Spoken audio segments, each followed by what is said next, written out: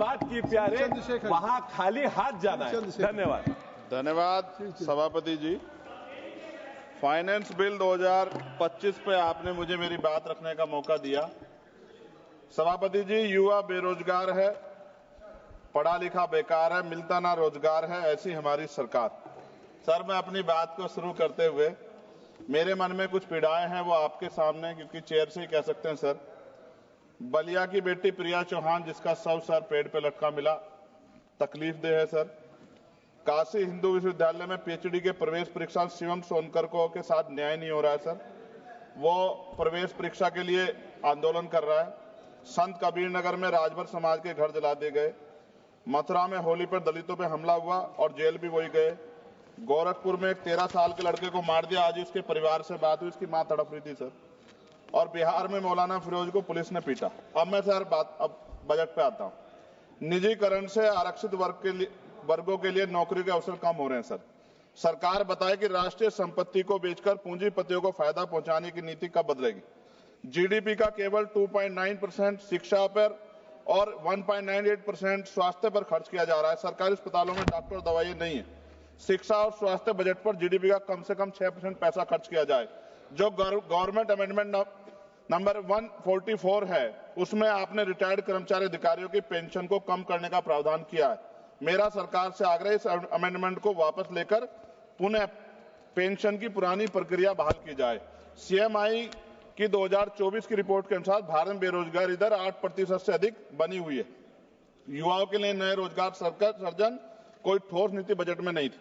केंद्रीय बजट 2025 मनरेगा तथा आवंटन 86,000 करोड़ रुपए पर अपरिवर्तित कार्यक्रम 9,754 करोड़ रुपए के घाटे पर चलने के बावजूद 2025-26 के बजट में धन आवंटन में कोई बढ़ोतरी नहीं की गई, जबकि मनरेगा ग्रामीण रोजगार में महत्वपूर्ण भूमिका निभाता है।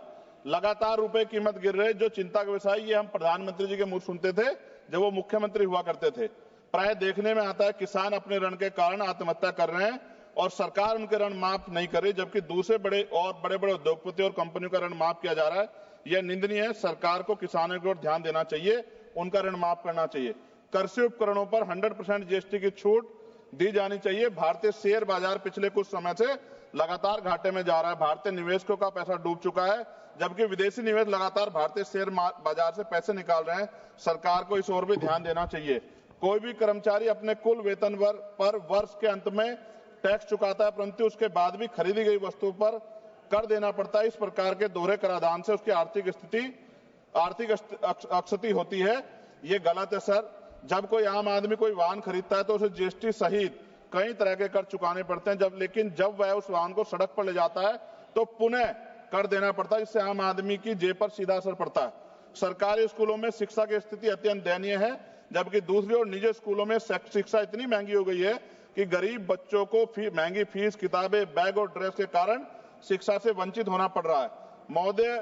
महोदया, निजी स्कूलों की कालाबाजारी बंद होनी चाहिए और शिक्षा इतनी सस्ती होनी चाहिए कि हर व्यक्ति तक पहुंच सके, और प्राइवेट स्कूलों पे कैप हो कि वो ज्यादा फीस ना ले सकें। साथ साथ उत्तर प्रदेश में, जी खत्म करूंगा, उत्तर प्रदेश और अन्य राज्यों में मानव तस्करी, आप तो सभापति जी खुद महिला है, ये मामला आप गंभीरता से सुनना, मेरी ये बहुत बड़ी चिंता है।